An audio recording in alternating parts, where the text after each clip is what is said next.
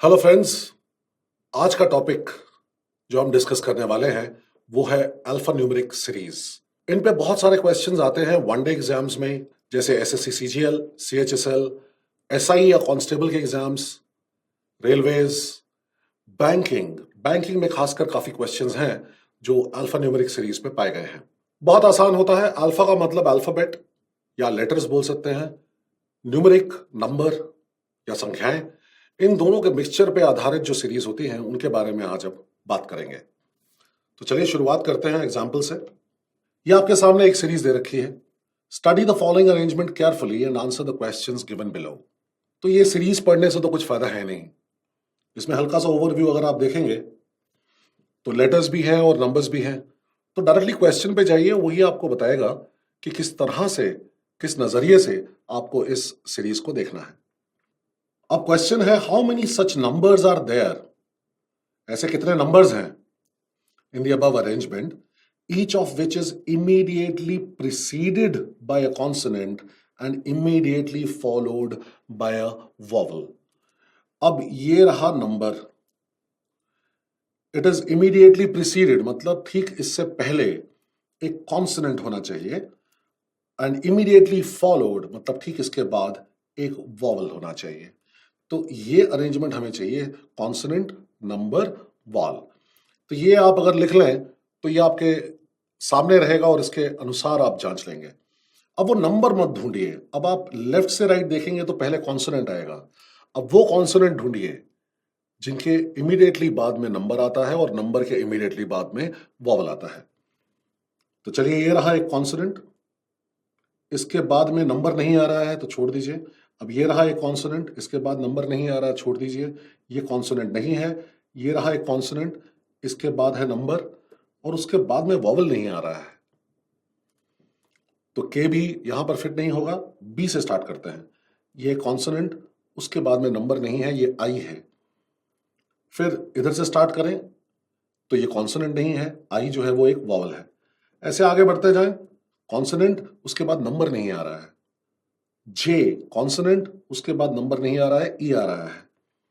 तो ई जो है वो कॉन्सोनेंट नहीं है। एन पे आते हैं, ये भी एक कॉन्सोनेंट है लेकिन इसके बाद नंबर हालांकि आ रहा है पर बाद में 7 आ रहा है जो कि वॉवल नहीं है, नंबर है। फिर आए यू पर, ये कॉन्सोनेंट नहीं है, ये वॉवल है। जेड, ये कॉन्सोनेंट है, उसके बाद नंबर आना चाहिए था लेकिन वी आ गया। अब ये देखें, ये एक कॉन्सोनेंट है वी, उसके बाद नंबर आ रहा है लेकिन वॉवल नहीं आ रहा है, डब्ल्यू वॉवल नहीं है। फिर डब्ल्यू पे पहुंचे तो ये कॉन्सोनेंट है, 3 नंबर है, एच वॉवल नहीं है, तो ये भी गया। फिर एच लें तो कॉन्सोनेंट है, 4 एक नंबर है, एफ वॉवल नहीं है, एफ कॉन्सोनेंट है, वाई नंबर नहीं है, वाई कॉन्सोनेंट है, 8 नंबर है, पी वॉवल नहीं है। फिर पी पे आए तो पी कॉन्सोनेंट है, नंबर है, लेकिन उसके बाद में वॉवल नहीं है। फिर टी पे आए तो वैसे भी सिर्फ 2 ही हैं ये, और टी के बाद में जी आ रहा है जो कि नंबर नहीं है। तो ये आपने पूरी पूरी सीक्वेंस चेक करी, तो उसके बाद में आपका आंसर आया चॉइस ए, नन। क्योंकि ऐसा कोई भी ग्रुप या समूह आपको नहीं मिला जहां पर कि पहले एक कॉन्सोनेंट आए, उसके बाद नंबर आए और उसके बाद वॉवल आए। अगला प्रश्न देखिए, which of the following is the 8th to the left of the 17th from the left end? अब ये है लेफ्ट एंड और ये है राइट एंड। अब ये याद रखें कि अगर आप x to the left of y from the left लेते हैं तो हमेशा इसका answer y minus x position होता है फ्रॉम लेफ्ट।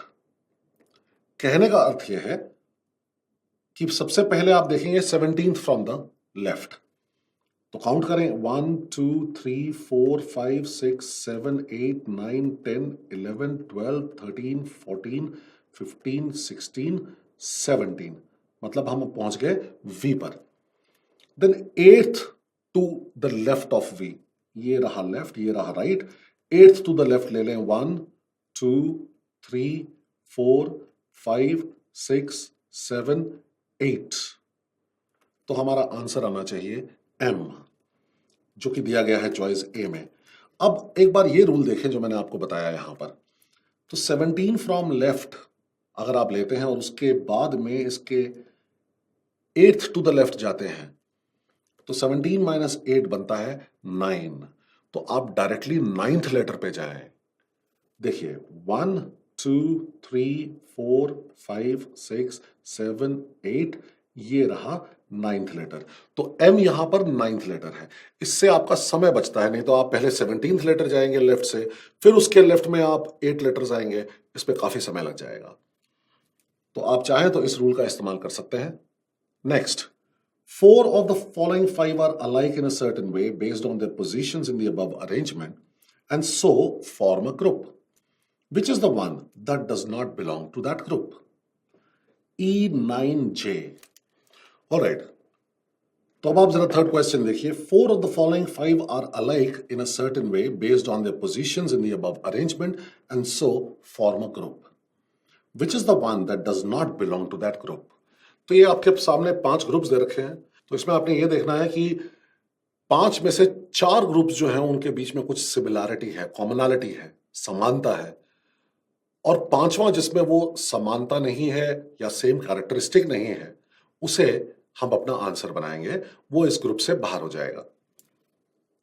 तो चलिए पहला देखते हैं E9J। तो पहुंचे हम यहां पर E, ये रहा 9 और ये रहा J। तो E से अगर 2 स्थान आगे जाए तो 9 आता है और E से अगर 1 स्थान पीछे जाए तो J आता है। तो इसे कुछ इस तरह से लिख सकते हैं, ये +2 है और ये -1 है। तो Z1U में देखेंगे क्या हो रहा है। देखिए Z1U ये भी सही है। ये देखिए ये +2 2 स्थान आगे और ये 1 स्थान पीछे। HW4 ये तो पहले पीछे जा रहा है, तो यहीं पे गड़बड़ लग रही है। फिर भी एक बार Y4 8 जांच लेते हैं एक बार। Y फिर ये पीछे जा रहा है, देखिए -2, Y4 फिर ये +1 आ रहा है। और B2 के अगर आप देखें तो B से आगे जाएं +2 और इधर से पीछे जाएं तो -2।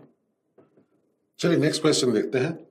4 of the following 5 are alike in a certain way based on their positions in the above arrangement and so form a group. Which is the one that does not belong to that group? तो positions के हिसाब से ये जो आपको यहां पर characters जो भी दिए गए हैं ये एक कोई व्यवस्था या अरेंजमेंट या क्रम दिखाते हैं। तो 4 ऐसी चॉइसेस में दिए गए ग्रुप्स होंगे जिसमें कि सेम सीक्वेंस होगी, लेकिन एक ऐसी सीक्वेंस होगी जो बाकियों से अलग है। तो उसे हमें अपना उत्तर बनाना है। आइए देखते हैं। E9J ये रहा E, इससे 2 स्थान आगे 9 और 1 स्थान पहले J। तो ऐसा कहा जा सकता है कि E 2 स्थान आगे 9 और E से 1 स्थान पहले J। अगला ग्रुप देखें Z1U, Z से 2 स्थान आगे 1, Z से 1 स्थान पीछे U। H4W, H से केवल 1 ही स्थान आगे 4 और H से 2 स्थान पीछे W, ये अलग हो गया पहले 2 से। तो यही उत्तर लग रहा है अभी तक तो। फिर YPF, Y से 2 स्थान आगे P और Y से 1 स्थान पीछे F। ठीक ऐसे ही B25, B से 2 स्थान आगे 2 और B से 1 स्थान पीछे 1 place before is 5। तो C यहां पर आपका सही उत्तर बनता है, जिसमें कि 2 स्थान आगे और 1 स्थान पीछे या 2 places forward 1 place backward ऐसा नहीं दिया गया है, उल्टा ही दिया गया है 1 place forward and 2 places backward। तो यहां गड़बड़ हो गई। तो इसीलिए C जो है वो बाकी चॉइसेस में दिए हुए ग्रुप से अलग है, तो इसलिए C हमारा उत्तर बन जाता है।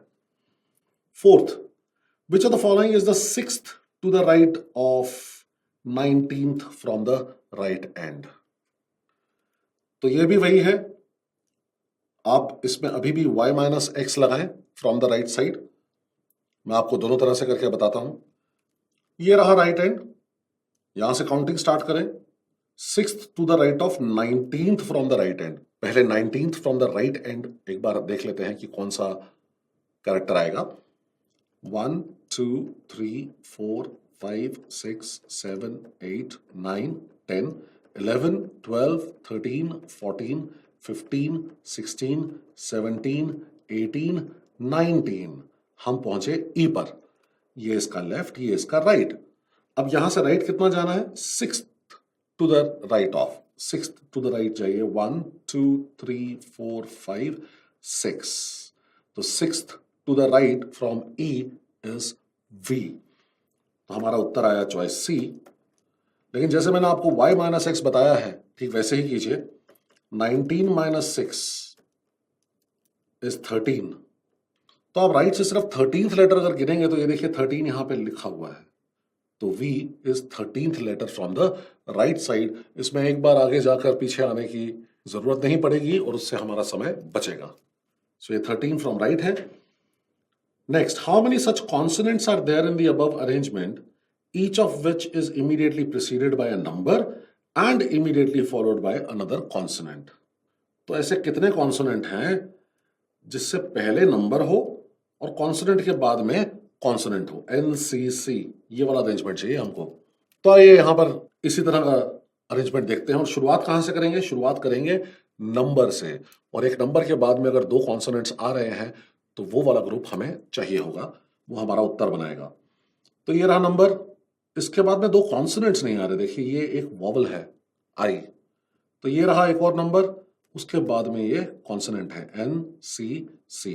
तो एक ग्रुप तो ये बन गया। अगले नंबर पे जाएं तो 9, नंबर के बाद में कॉन्सोनेंट नहीं आ रहा है ना, 7 नंबर ही आ रहा है। फिर अगले नंबर पे जाएं 7, उसके बाद कॉन्सोनेंट नहीं आ रहा है, उसके बाद में वॉवल आ रहा है U। फिर 1 पे जाएं, 1 के बाद में नंबर है, ये कॉन्सोनेंट है W, लेकिन 3 जो है वो कॉन्सोनेंट नहीं है, वो एक नंबर है। तो 1 भी यहां पर सूट नहीं करेगा। 3 पे जाएंगे तो ये नंबर है, H कॉन्सोनेंट है, लेकिन 4 फिर से नंबर है, कॉन्सोनेंट नहीं है, तो 3 पर भी नहीं जाएंगे। तो 4 पे आइए, 4 नंबर है, F कॉन्सोनेंट है, Y भी कॉन्सोनेंट है। तो ये आपको NCC वाला एक और ग्रुप मिल गया। याद रखें, इसमें आप कॉन्सोनेंट के पीछे और नंबर देखें और आगे नंबर देखें, ये सब ना करें। सीधा नंबर कॉन्सोनेंट कॉन्सोनेंट इस तरह से स्टार्ट करें, लेफ्ट टू राइट। फिर नंबर पे आए हम 8 पे। ये नंबर, ये कॉन्सोनेंट, और लेकिन ये तो नंबर है, तो ये भी नहीं चलेगा। अब आए 6 पर, जो कि नंबर है, T कॉन्सोनेंट है, G भी कॉन्सोनेंट है। तो ये मिला आपको एक और ग्रुप। तो 1 2 3 ऐसे ग्रुप्स आपको मिले जिसमें कंडीशन सेटिस्फाई होती है। So choice D would be the correct answer. अब देखिए पिछले सेट जैसा ही एक और सेट है आपके सामने, एक अल्फान्यूमेरिक सीरीज दे रखी है। और जैसा कि मैंने आपको बताया, आप सिर्फ एक नजर मार सकते हैं, इसमें लेटर्स और नंबर्स दोनों दिए गए हैं। अब नेक्स्ट क्वेश्चन देखें। How many such consonants are there, each of which is immediately preceded by a number and immediately followed by a vowel? So ऐसे कितने कॉन्सोनेंट है जिससे पहले नंबर है, preceded by a number and immediately followed by a vowel? So NCV, ये वाला arrangement चाहिए हमको। स्टार्ट कहां से करेंगे? नंबर, नंबर के बाद कॉन्सोनेंट, कॉन्सोनेंट के बाद वॉवल। तो कॉन्सोनेंट से स्टार्ट ना करेंगे, कॉन्सोनेंट से पीछे भी देखेंगे और आगे भी देखेंगे तो दुविधा होगी, प्रॉब्लम आती है। तो नंबर, कॉन्सोनेंट, वॉवल, सीधा ये अरेंजमेंट चाहिए हमको। तो ये रहा नंबर, कॉन्सोनेंट तो आ नहीं रहा, तो चलिए ये नंबर, कॉन्सोनेंट तो है नहीं, ई तो वॉवल है। तो आया नंबर, कॉन्सोनेंट, वॉवल, बिल्कुल करेक्ट, नंबर, कॉन्सोनेंट, वॉवल। तो ये एक ग्रुप आपको यहां पर मिल गया। अब ये नंबर, कॉन्सोनेंट, ये वॉवल नहीं है। नेक्स्ट, नंबर, कॉन्सोनेंट, वॉवल, बिल्कुल सही, 4BI, ये भी हमें एक ग्रुप मिल गया। नंबर, कॉन्सोनेंट, कॉन्सोनेंट है ये तो, ना ये तो चाहिए ही नहीं। फिर नंबर, कॉन्सोनेंट, नंबर, बिल्कुल भी नहीं। नंबर, कॉन्सोनेंट, फिर कॉन्सोनेंट, हमें तो वॉवल चाहिए था। नंबर के बाद में तो यहां पर सिर्फ एक ही लेटर आ रहा है। तो ऐसा जो कंडीशन को फुलफिल करे, नंबर, कॉन्सोनेंट, वॉवल वाला, ऐसे केवल 2 ही अरेंजमेंट्स हैं। Choice C is the correct answer. Now which of the following is the 7th to the left of 4? पहले तो देख लें आप, पूरी सीरीज के अंदर सिर्फ एक ही 4 है, 2 4 नहीं है।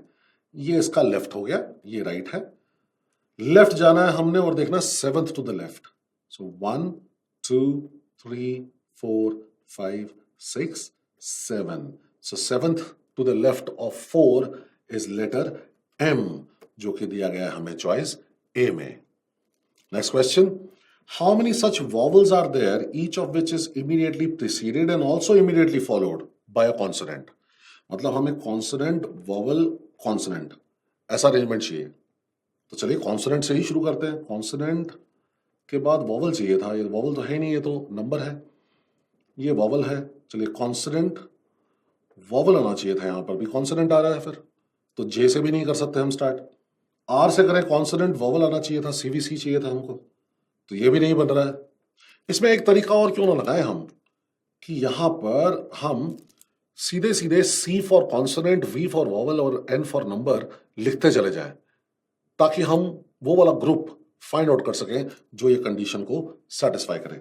चलिए consonant number number vowel, consonant consonant number, consonant vowel number, consonant consonant vowel, consonant number, consonant vowel number, consonant consonant number, consonant number, consonant consonant number, consonant. अब हमें यहां पर सीवीसी अरेंजमेंट चाहिए। देखिए कहां पर मिल रहा है, कहीं मिल रहा है सीवीसी, सीवीएन है, ये रहा, देखें आपके सामने है सीवीसी। ये अरेंजमेंट एक आपको मिला, इसके आगे सर्च करते रहे एक बार, और कोई भी अरेंजमेंट नहीं है, तो सिर्फ एक ही ऐसा अरेंजमेंट है हमारे पास में। सो choice B is the correct answer. Now, which of the following is exactly in the middle between 9 and H? देखिए ये रहा H और यहां पर है 9। इसके बीच में कितने कैरेक्टर्स हैं, देखिए कितने एलिमेंट्स हैं, 1 2 3 4 5 6 7 8 9। तो मिडिल वाला कौन सा होगा, 5। फिफ्थ लेटर कौन सा है या फिफ्थ कैरेक्टर कौन सा है, 4। और 4 हमें दिया गया है चॉइस डी में, which is our correct answer. How many such numbers are there each of which is immediately preceded by a vowel. तो मतलब हमें वॉवल और नंबर, ये VN वाले अरेंजमेंट्स चाहिए। तो कितने हैं VN वाले अरेंजमेंट्स, देखें जरा। V यहां है, उसके बाद N नहीं आ रहा है, इसके बाद ये रहा V, ये रहा N, और आगे जाए तो ये V के बाद में C आ रहा है, VN, ये एक और अरेंजमेंट मिला आपको VN। बस, तो ऐसे केवल 2 ही अरेंजमेंट हैं जो ये कंडीशन सेटिस्फाई करते हैं। सो choice C will be the correct answer. तो इस तरह के प्रश्न, जैसा कि मैंने आपको कहा, वनडे एग्जाम्स और बैंकिंग एग्जाम्स में खासकर काफी बार आते हैं, तो आसान होते हैं। और भी कुछ टाइप्स है जो मैं आपके सामने रख रहा हूं, जैसे कि एग्जाम्पल आप देख रहे हैं। How many meaningful English words can be made with the letters VLEI using each letter only once in each word. अब इसमें थोड़ा सा तो आपका जनरल कमांड तो होना चाहिए लैंग्वेज पे, और ऐसा कुछ नहीं है कि बहुत डिफिकल्ट वर्ड है भाई। VLEI सीधा सीधा अगर आप चाहें तो आपके सामने निकल कर आ रहा है ये लाइव। दूसरा निकल कर आता है वर्ड इविल। अब क्या होता है, कई बार ये स्ट्राइक हो गया और ये स्ट्राइक नहीं हुआ, तो उसके लिए मैं आपको एक टेक्निक बताता हूं, थोड़ी सी लंबी लगेगी आपको, लेकिन उसमें आपको अपने उत्तर सटीकता से मिल जाएंगे। तो उसमें देख लेंगे कितने आपके कॉम्बिनेशंस बनते हैं। टोटल 24 कॉम्बिनेशन बनेंगे, लेकिन आपको मालूम भी पड़ जाएगा कि कौन सा कॉम्बिनेशन आपको लेना है और कौन सा नहीं लेना है। तो V से स्टार्ट करते हैं। सेकंड पोजीशन पे L, तो क्या L आ सकता है सेकंड पोजीशन पर? उसके बाद EI, बिल्कुल भी नहीं। तो सेकंड पोजीशन पे E ले लेता हूं, तो VEIL, वेल, बिल्कुल सही, ये भी एक वर्ड है। तो ये वेल, कोई भी एक ऐसा कपड़ा जिससे कि मुंह या सर ढका जाए, या जिसे हम बुर्का भी कहते हैं, इसे हम वेल कहते हैं। देखिए कोई शब्द छूटेगा नहीं आपका इसमें। अब क्या VELI कुछ होता है? बिल्कुल भी नहीं। तो वैली भी कुछ नहीं हुआ। अब V के बाद में आपने E रख दिया, L आप रख नहीं सकते थे, तो अब बारी आती है I की। तो VIEL कुछ नहीं होता है।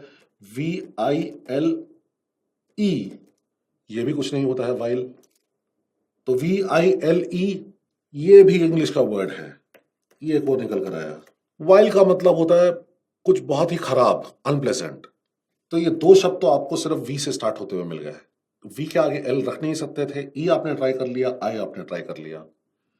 अब पहली प्लेस पे रखते हैं हम ई को। तो ईविल ये तो एक निकल कर आया। इसके बाद में EVLI ये तो कुछ बनता नहीं है। फिर देखें ELVILV ये भी कुछ नहीं बनता है। ELIV एलिव ये भी कुछ नहीं बनता है। मीनिंगफुल वर्ड होना चाहिए। तो EILV या VL ये भी कुछ नहीं बनता है। तो यहां पर हमें अभी तक 3 वर्ड्स मिले हैं। वी हो गया, वी से स्टार्ट कर लिया हमने, ई से स्टार्ट कर लिया। अब जरा एल से स्टार्ट करते हैं। तो पहला वर्ड तो हमारे सामने ही है, लाइव। इसके अलावा LIEV ये कुछ नहीं होता। अब सेकेंड प्लेस पर आई की जगह ई रखते हैं। तो LEVI लेवी, ये जनरली लड़कों का नाम होता है अंग्रेजी में, और बाइबल में भी एक कैरेक्टर का नाम लेवी है। तो इसी तरह से आप आगे बढ़ सकते हैं और वर्ड्स बना सकते हैं, लेकिन जरा चॉइसेस जरूर देख लें। None, 1, 2, 3, more than 3। तो बस ये हमारा आंसर मोर देन 3 आ गया, क्योंकि 3 से ज्यादा हमें 4 वर्ड्स तो पहले ही मिल गए थे, 5 अभी मिल गए हैं, और निकालना चाहें तो निकाल सकते हैं। तो choice 5 is the correct answer है। इसी तरह से अगला प्रश्न भी देखें। How many meaningful words can be formed by using each letter only once in each word after changing each of the consonants of the word seal to the next letter of the English alphabet and keeping the vowels unchanged? तो seal है, next letter T, लेकिन vowels जो है वो unchanged है। तो वाल ऐसे ही आएगा, E आ गया, ये A आ गया, और L के बाद में M आ गया। तो एक शब्द तो आपके सामने ही आ गया, टीम। दूसरा इसको थोड़ा उल्टा कर दें, मीट। तो ये 2 शब्द तो आपके सामने ही है। तीसरा मेट। अब आप चाहें तो इसको या तो डिटेल में करेंगे तो हो सकता है कि आपको और वर्ड्स मिल जाए। और चौथा टेम, किसी को किसी चीज को सिखाना, ट्रेन करना। तो 4 वर्ड्स तो आ ही रहे हैं, मोर देन 3। चॉइस 5 आपका सही उत्तर बन जाता है। चले एक और अल्फान्यूमेरिक सीरीज देखते हैं। What should come next in the following letter series? ये आपके सामने एक लेटर सीरीज है। एक एक लेटर यहां पर छोड़ रखा है, ABCDEFGHIJKLMNOP, बस यहां तक आया है। फिर B से स्टार्ट हो रहा है, BCDEFGHIJKLMN। अगला देखें, A से स्टार्ट होता है यहां पर, ABCDEFGHIJKLMNO। फिर O पे स्टॉप हो रहा है, A से स्टार्ट होता है, O पे स्टॉप होता है, B से स्टार्ट होता है, N पे स्टॉप होता है। तो BCDEFGHIJKLMN। उसके बाद फिर A से स्टार्ट हो रहा है, तो B छोड़े तो अगला लेटर आएगा C। ये देखिए यहां पर हर जगह पे ऐसा ही है। सो चॉइस 2 बहुत आसान क्वेश्चन है, और बढ़िया बात यह है कि ये क्वेश्चंस एग्जाम क्वेश्चंस हैं, ये सभी एग्जाम से पूछे जाते हैं ऐसे क्वेश्चंस। अगला देखिए, the letters in the word protein are rearranged in such a way that the consonants are arranged alphabetically and then the vowels are arranged alphabetically. तो पहले तो प्रोटीन शब्द जो है, इसमें कॉन्सोनेंट्स कौन कौन से हैं? देखिए PRTN। तो अगर इसे अल्फाबेटिकली हम अरेंज करेंगे तो ये क्या बन जाएगा? NPRT। अब वॉवल्स कौन कौन से हैं? O, E और I। इसे अल्फाबेटिकली अरेंज करेंगे तो क्या आएगा? EIO। तो अब देखें कि इस अरेंजमेंट में से हमें क्या क्या देखना होगा जिससे कि ये क्वेश्चंस सॉल्व हो जाए। How many letters will be there between R and I after the rearrangement? R और I के बीच में कितने लेटर्स हैं आप देख सकते हैं, 1, 2 लेटर्स हैं। Choice 3 is the correct answer. Which of the following will be the third from right after rearrangement? ये राइट साइड है, काउंट करना शुरू करें, 1 2 और ये 3, तो ई है जो कि थर्ड फ्रॉम राइट होगा, और ई हमें यहां पर कहीं दिया नहीं गया, तो none of these is the answer. Which of the following will be third from left after the rearrangement? ये लेफ्ट है, थर्ड फ्रॉम लेफ्ट, 1 2 3, ये देखिए R, that is the correct answer. So choice 1 is the correct answer. काफी आसान questions होते हैं ये. अगला एक और सीरीज आपके सामने है, यहां पर अल्फा न्यूमेरिक है. Which of the following is the fourth to the right of 10th from the left? अब देखिए यहां पर लेफ्ट है और यहां पर राइट है, तो अगर तो ये ऑपोजिट है साइन, तो इनको आप जोड़ दें, लेफ्ट और राइट, तो एक्चुअली स्पीकिंग ये बन जाता है 4 + 10 14th फ्रॉम लेफ्ट हैंड. लेकिन अगर फिर भी आप चाहें तो एक बार काउंट करके देख लें, बात एक ही पड़ती है. ये रहा लेफ्ट हैंड, तो 1 2 3 4 5 6 7 8 9 10, ये रहा 10th फ्रॉम लेफ्ट. ये इसका लेफ्ट, ये इसका right.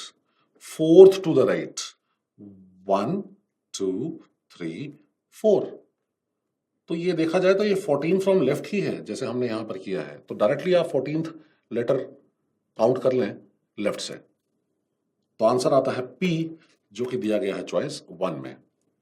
Now, which of the following is exactly in the middle between 7 and A? 7 A, ठीक इनके बीच में, तो 1 2 3 4 5 6 7. अब 7 है तो बीच वाला जो है वो तो 4th ही होगा, और वो क्या आ रहा है, डिजिट 4. देखिए इसके इस तरफ 3, इसके इस तरफ 3. और कैसे हम फाइंड आउट करते हैं, कोई भी अगर ऑड नंबर दिया गया हो तो उसे एक बढ़ा के डिवाइड बाय 2 कर दें. अगर आपको 7 कैरेक्टर्स दिए गए हैं तो 7 + 1 divide by 2, 8/2, 4th letter middle में होगा. अगर 9 दिए गए होते तो 9 + 1 10 डिवाइड बाय 2, 5th लेटर बीच में होता. और ऐसे ही अगर 13 दिया गया होता, 13 लेटर्स आपको एक लाइन में दिए गए हैं, तो 13 + 1 14 डिवाइड बाय 2, 7th लेटर ठीक बीच में होता. तो ऐसे ही चलिए अगला प्रश्न देखते हैं. Which of the following is exactly in the middle between 7 and A? That we found out as 4. Choice 3 is the correct answer. Which of the following is third to the left of 9th from the right? फिर वही है, 9 + 3 12th from the right. इसे count कर लें. ये right hand side है, देखें आप, पहले तो 9th फ्रॉम द राइट देखें, 1 2 3 4 5 6 7 8 9, 9th फ्रॉम द राइट तो आ गया ये इसका लेफ्ट, ये इसका राइट. अब इसके लेफ्ट में कितना जाना है, थर्ड टू द लेफ्ट, तो 1 2 3. अभी अगर देखा जाए तो 9 और 3 12 ही तो हुआ, 12th फ्रॉम द राइट ही तो हुआ, and that is what we are talking about here. So directly गिन सकते हैं, नहीं तो थोड़ा सा लंबा टाइम लगेगा अगर आप ऐसे करना चाहें तो. Choice 4 is the correct answer. तो अगर आप इसको पहले 9th लेटर फिर 3 लेटर अगर गिनते हैं तो समय थोड़ा सा ज्यादा लगता है, हालांकि बहुत ज्यादा फर्क नहीं पड़ता, लेकिन हाँ 9 + 3 = 12. डायरेक्टली आप राइट साइड से 12th लेटर को गिने, वो आपका आंसर हो जाएगा. चलिए अगला क्वेश्चन देखते हैं. आपके सामने एक लेटर सीरीज टाइप दे रखी है, इसमें कोई नंबर्स नहीं है, तो चलिए यहां पर हर एक लेटर को उसकी पोजीशन के हिसाब से, जो भी पोजीशन उसकी पहले आती है उसके हिसाब से नंबरिंग करते हैं. और अगर रिपीटेशन हुआ तो वही नंबर रखेंगे. देखिए 1, ये 2, के की पोजीशन 2 ही रखी जाएगी. आगे भी कहीं पर अगर के आएगा तो 2 ही पोजीशन रखेंगे. I 3 है, देखिए लास्ट में I आ रहा है तो इसकी भी पोजीशन 3 दे दीजिए. D 4 है और कहीं पर D है नहीं. N 5 है और कहीं पर N नहीं है. E 6 है और E कहीं रिपीट नहीं हो रहा. T 7 है तो वैसे ही रख दीजिए, आगे भी 7 इस पोजीशन में T को डाल दीजिए. Q 8 है और कहीं नहीं है. O 9 है और कहीं रिपीट नहीं हो रहा है. B 10 है, कहीं रिपीट नहीं हो रहा. F 11, H 12, A 13, G 14 और U 15, X 16, W 17, L 18, S 19, R 20. अब देखिए, the value of which of the following consonants when added to that of the vowel which follows immediately amounts to 11. तो H है 12, इसके बाद में आता है A जिसकी वैल्यू है 13, तो ये टोटल बना 25. बात नहीं बनी. R की वैल्यू है 20, इसके बाद I आता है जिसकी वैल्यू है 3, टोटल बना 23, ये भी बात नहीं बनी। K है 2 और इसके बाद में वोवल आ रहा है I जो कि है 3, तो 2 + 3 हुआ 5, ये भी बात नहीं बनी। N है 5 और इसके बाद आ रहा है E जो कि है 6, तो 5 + 6 बना 11। Now this is amounting to 11. Choice 4 is the correct answer. Next question देखिए, what is the sum of the values of the group of letters A, R, M? अच्छा, A जो है वो यहां हमने वैल्यू ली हुई है उसकी 13, R की वैल्यू 20, M की वैल्यू सबसे शुरुआत में 1, सो 13 + 20 + 1 बनता है टोटल 34, जो कि हमें दिया गया है चॉइस 1 में। ये चॉइस 4 है, ये चॉइस 1 है। Answer, now the sum of the values of OB is exactly equal to which of the following? चलिए O और B, तो O यहां पर हमें दिया गया है 9th लेटर और B है 10, इसकी वैल्यू आ रही है 19। U की वैल्यू है 15, तो ये आंसर नहीं हो सकता। X की वैल्यू 16 है, K की वैल्यू 2 है, N की वैल्यू 5 है, तो नन ऑफ दीज आएगा आंसर आपका choice 5. Now 4 of the following 5 are alike in a certain way based on the above arrangement and form a group. Which is the one that does not belong to that group? T, T, Q, देखिए ये तो consecutive letters हैं, एक के बाद एक आने वाले हैं। फिर U, U, T, ये देखिए इसमें जरा क्रम उल्टा हो गया। T, T, Q तो ऐसे आ रहा है, लेकिन U, U, T जो है T, U, U आ रहा है। K, K, I ये भी सीधे क्रम में है। XWL यहां दिया गया है, ये भी सीधे क्रम में है, लेफ्ट टू राइट।